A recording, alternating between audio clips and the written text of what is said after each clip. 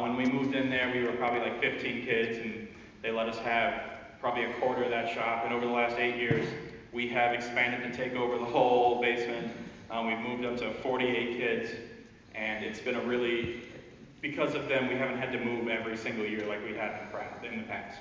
So I would like to invite them up here to receive a thank you check for all the time they've allowed us to spend in their shop, and everyone will give them a round of applause.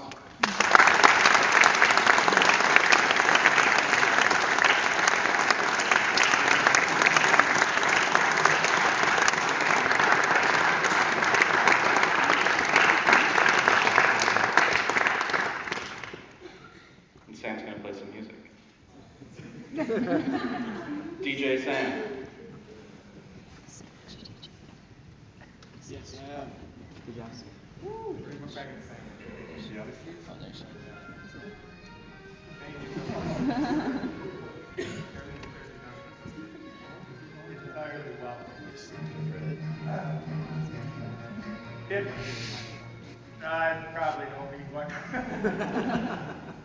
It has been a tremendous pleasure to have had the team at our church. When I look back and think of my grandson, who was in at the time it was started, and watched him grow, and watched his friends grow, and watched all of you guys grow over these years, it goes to prove to me that there's a lot of young children in this country that are out there to prove that they know what they're doing. And I think some of these young kids are going to be a lot better off than some of those that are my age right now. So I hope your endeavors in the future are as great as they was in the past. Thank you very much.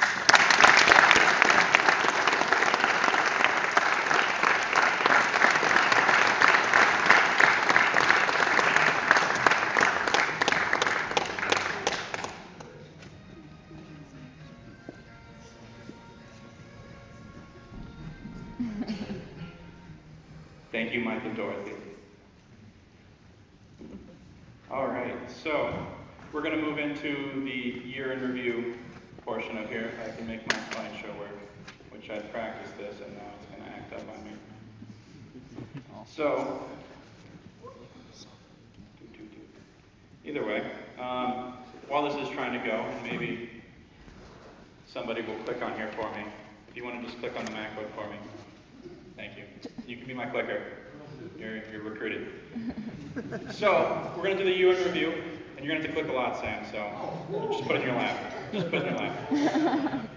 Maybe. Maybe not. We're good. We're good? We're good. Don't worry about it.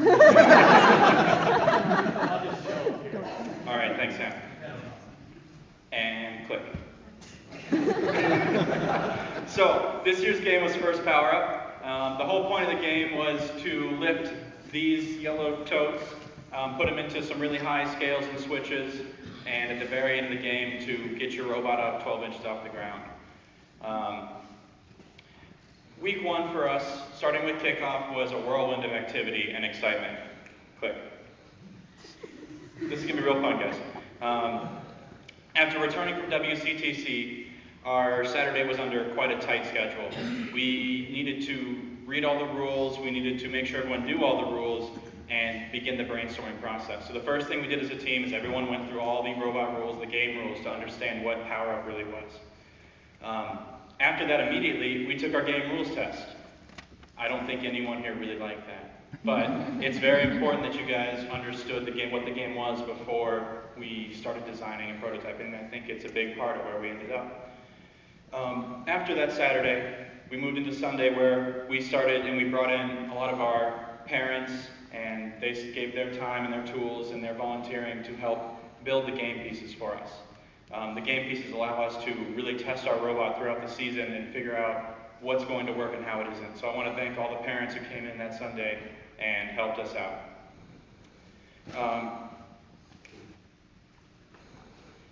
The following week, after we built these game pieces, the rest of the week and into week 2, we started the prototyping process. This is the part where we decide what kind of robot we want to build and how do we want to build it. After a couple days, we came to the conclusion that we wanted to build a robot that put the cubes on the highest point of the scale as fast as it could, and at the very end of the match, lifted 2 robots up so that they could get those 30-point bonuses.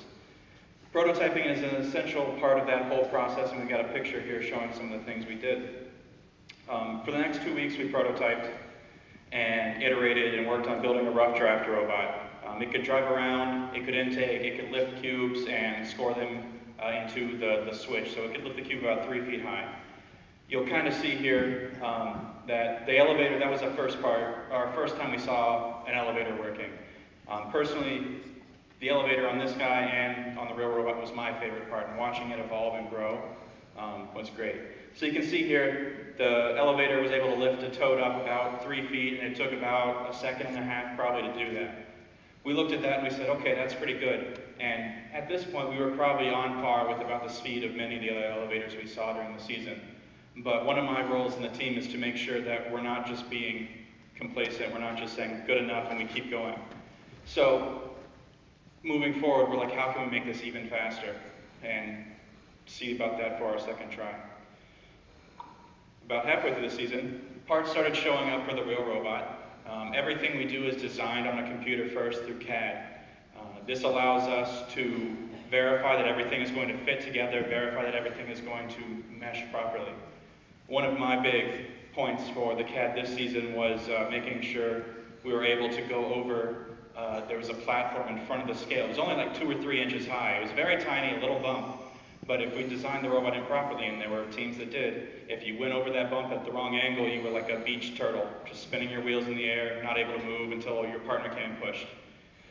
That was one of the places that I pushed really hard, and that's where you see the values of CAD, in that you can test all those things ahead of time. And so we had some excellent CAD team students this year, and I hope that they continue moving forward with that and get even more after this season.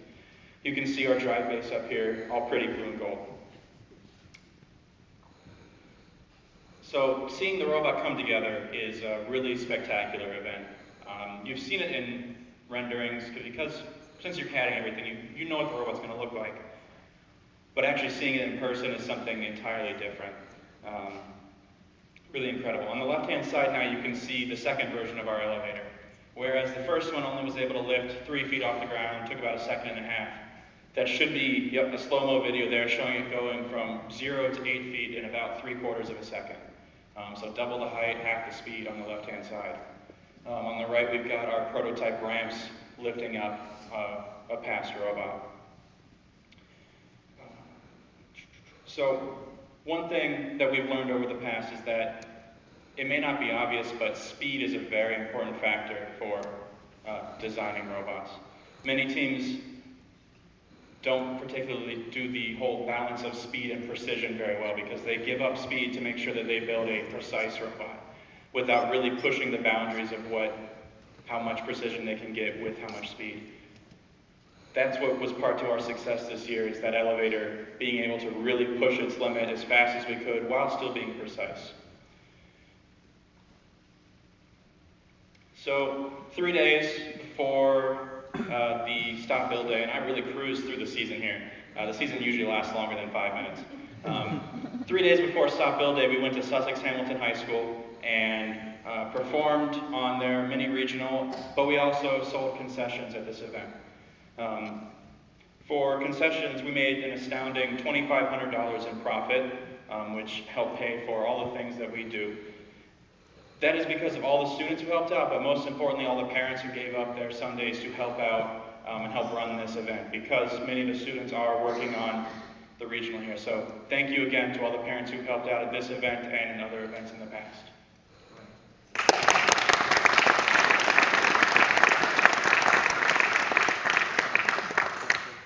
On the robot side of things, Sussex Hamilton Mini Regional was a really cool event. Our robot performed better than we had seen in the past. It was probably our best showing at Sussex. You can see here just, even though it doesn't look like you guys are so used to seeing regionals now that this doesn't look like the most exciting thing, but this really showed where our potential was for the rest of the season and how we stacked up against the other teams there. And so seeing that, we came home very excited about what our competition season would hold. So Stop Build Day came and went with a lot of fanfare. This was the first year that we bagged the robot before 9 p.m. The last 2 seasons, it was 10:55 or 11:55, 5 minutes before the deadline to bag the robot. We actually got home and got to go to bed on time. Good work, guys. You might have noticed that you've seen a couple robots that have showed up on here. One that's blue and gold and one that's just a raw silver color. We build 2 robots each season so that this pretty one here, that's the one that we go to competition with. That's the one that actually plays on the field. That's the one that goes in the bag. Once that's in the bag, our work isn't done. That 6 weeks may be over, but our prototype robot, our silver robot that you saw at Sussex, it still is working hard. And so between Stop Build Day and our first competition, programmers are working just as hard as they were during the season to make sure that robot drives well, make sure autonomous works, and our drive team is also there practicing driving the robot, because you could build the best robot in the competition, but if you don't know how to drive it, it doesn't do you any good. So we're going to move to our first oh, just kidding, here's an awesome auto video just showing what we did. And so 3 weeks of testing autonomous. It was close. It was close. We'll hit it again to see, to make sure. There we go. So we're moving forward to the Milwaukee Regional, our first event, the Wisconsin Regional, sorry, Jeff. Our first event for the season. Thursday morning, we rushed in with a big list of things we needed to fix. We needed to finish, replace, and test. We've got to swap out the ramps with some sponsor logos. We have to attach the elevator. We had to attach the ramps again. Had to test auto, had to test the drivetrain. Frankly, we had a lot to do, and this is where the students start paying attention for next year so that we avoid some of this kind of stuff. Click it again. Because it was a lot. And Thursday, we got it done though. Thursday, it took all day. We missed our first couple practice matches, but we made it out to the next 2. We made it out to our next one and subbed into another. But Thursday, there was a lot. We came in with the robot in 4 pieces, had to put it all together and get it ready to go for Friday. And those practice matches were our only times to really test autonomous on our competition robot before moving forward to the actual qualification matches, which hurt us in the end a little bit at Milwaukee. So Friday came around, and we began the qualification matches, and these are the ones that matter. They're the ones that go towards your rank points. The day went okay, but the fact that we ran out of time on Thursday a little bit was starting to show. Our second match, we got disabled because our autonomous mode shot a cube right at the head ref. We're on the bottom. You can actually see their station turns off. Yeah, they disabled us after we unplugged their station down there, and so we'll watch that for a little bit. So our second match, we got disabled because of that. After that, moving forward, because we didn't have enough time to test our autonomous modes and the places to test our autonomous modes, we didn't want that to happen again, so we had to end up going with a safe auto moving forward for the rest of the weekend. In another match, our ramps unlatched accidentally, and we drove around with like a wing, like a little broken bird driving around with their wing broke. And that was the beginning of Friday. Starting towards the afternoon, things started to move on up. And things started to really improve. We started to play the field, we started to control the matches. The scale was ours, the switch was ours, and even when our partners weren't able to, the vault was ours as well. We were basically doing anything we could to make sure that those matches went in our favor, doing everything we could. It was becoming really clear how strong of a robot we'd actually had built. So Saturday came around, and we were sitting about in the middle of the pack. Because of some of our earlier matches, they didn't set our rank as well as we wanted, but we knew that we were a strong robot, and we knew that we were going to be picked very soon, just because looking at the field, we were one of the top ones, and we ended up going as the first pick for the 4th seed, so we were the 4th robot picked overall during the Alliance selections. unfortunately, our alliance consisted of us who could do the scale, who could do the switch, who could do the vault, and 2 robots that could only do the switch. And to reiterate, the switch is the ones on the left and the right, the short ones. The scale is the one that you need a tall robot to be able to score into. So if we went out, none of our alliance partners would be able to do the scale.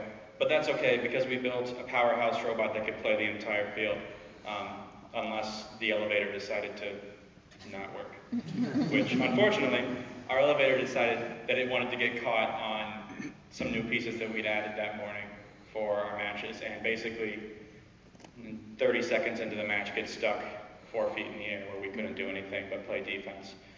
So with that and the fact that our alliance partners couldn't really make up for us in any sort of capacity, we ended up losing in the quarterfinals at Wisconsin.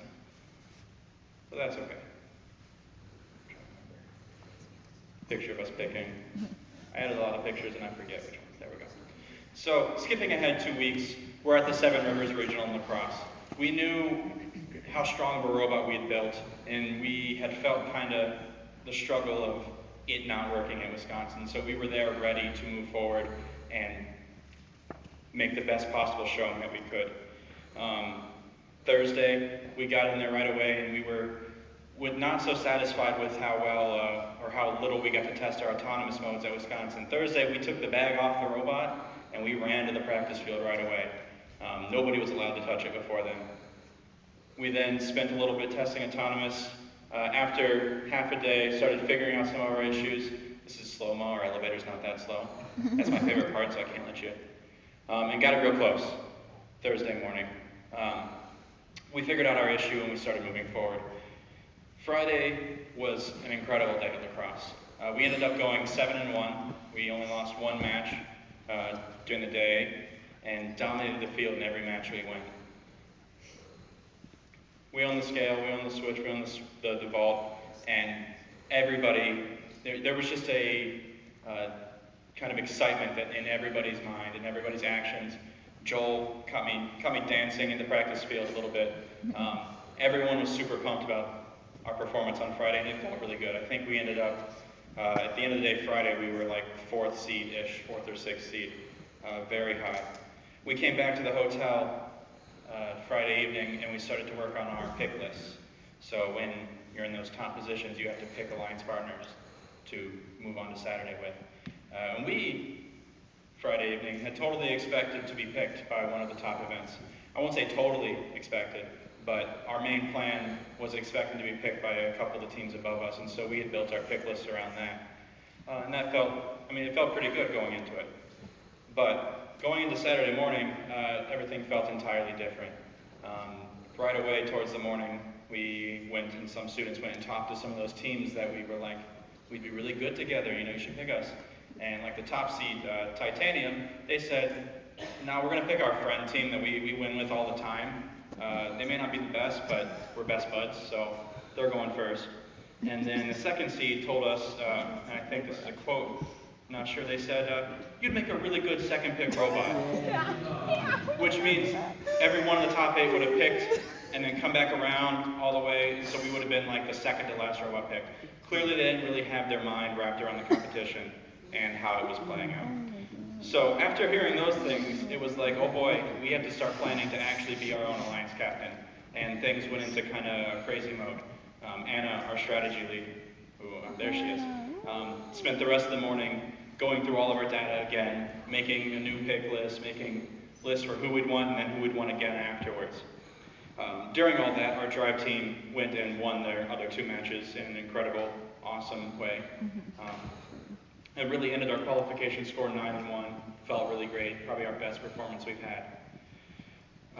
So we went into picking, and we had our first pick in mind. Our first pick was, and you can click it, I believe, the next picture is what I want. Our first pick was Nathaniel's favorite team, Bondi Fire. And there's a short story between how excited Nathaniel and I were for being picked by Bondi.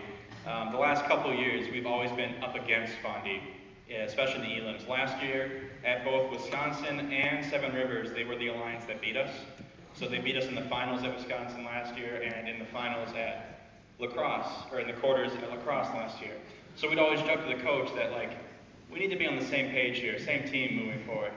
And it finally happened, and Nathaniel and I were just pumped. It was great. And so, So pumped. so pumped, so pumped. So the quarterfinals began, and we went in swinging. Continuing our strategy from qualification matches, we played the field, going wherever our robot was needed and dominating the matches. We had solved that elevator issue that we'd found in Milwaukee. It still happened a couple of times, but we had a way to fix it during the match that if you weren't paying super close attention, you probably didn't notice that the arm would get stuck at some points here and there. And so in the quarterfinals, we dominated that field. There was no question how those matches were going, and it felt really good to be the captain of such a powerhouse alliance. At the same time, while we were ourselves competing, we knew, being the 4th seed, that we were going to have to play the winner of 1v8. So either way, we were expecting to have to play the number 1 seed, the supposedly best alliance at the event. In a twist, surprise turn of events, the number 8 seed beat the number 1 in 2 matches, so no tiebreakers, nothing, they just walloped them. It was really, the A seed was, in a way, greater than the sum of their parts. Separately, those 3 robots had not performed at the level that they were performing in the elims, and so it was an entirely change of, oh, we got to play them, and they're looking a lot better than they had before. But we thought we had it covered. We knew we were a powerhouse team. We could play that scale. If we needed help, our first pick, Fondy Fire, was also a scale robot. We hadn't made the same mistakes that our captains had at Wisconsin. We had a backup. But the robot had some other plans in mind. When we came off the quarterfinals, after that last match we were winning, I went down to the pits, and Brian hands me a handful of robot junk. And he says, your belts wet the bed a little bit. And so he hands me just this pile of dust. And this was before our semifinal match, so we're like, whoa boy, we got to fix this really fast, but we thought we had it covered. And so, I think we could click. There we go. So our mechanical team, with Nick at the helm there, went and replaced some of our drive belts to make sure that we wouldn't have an issue. They replaced I think it was the right-hand side drive belt. So we had it fixed, luckily because there were so many tiebreakers and other teams taking timeouts, that we probably had like half an hour instead of like 5 minutes that we'd expected to fix all this. So we're like, okay, we're good. We go out for our first semifinal match, and right away it didn't feel right.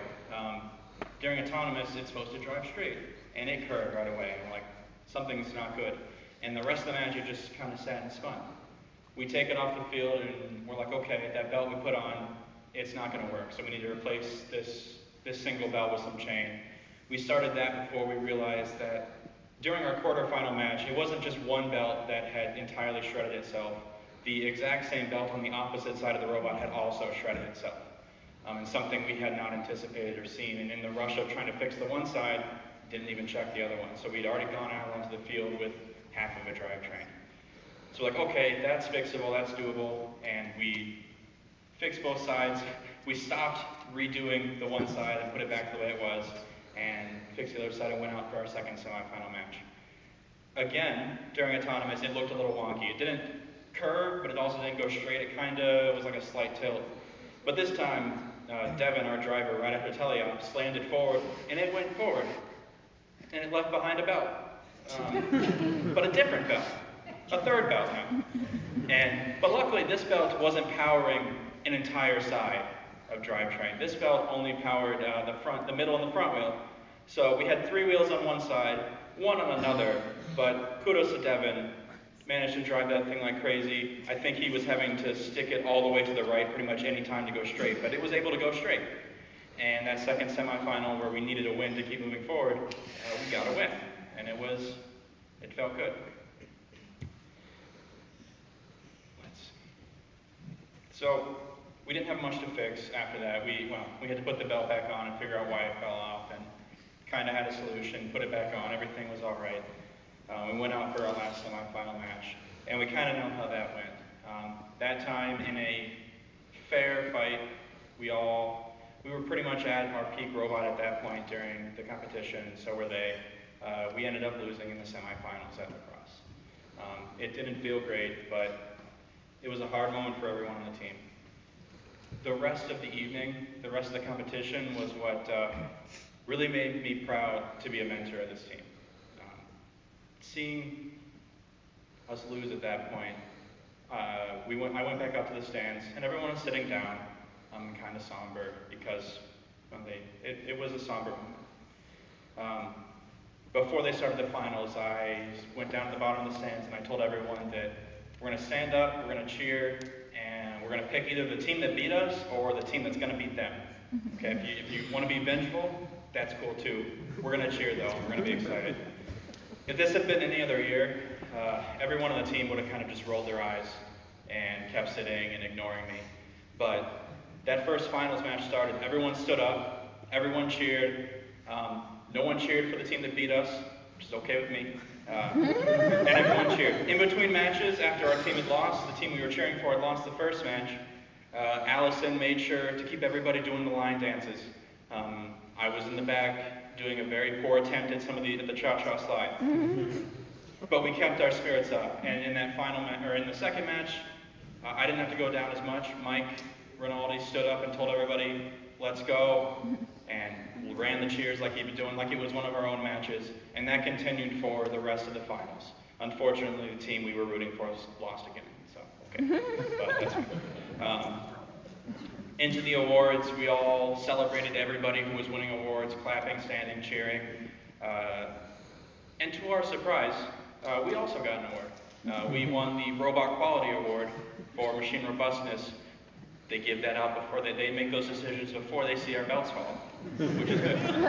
But we won this award over here, and I think the plaque is also in front of it. Yep. We won the Robot Quality Award, which felt really good. It really brought the day together, brought the season together. So, and I think I missed a few here, so you might have to, awesome picture, look at us cheer. Anti-pose. Award, and I think there we go, good picture, Zach.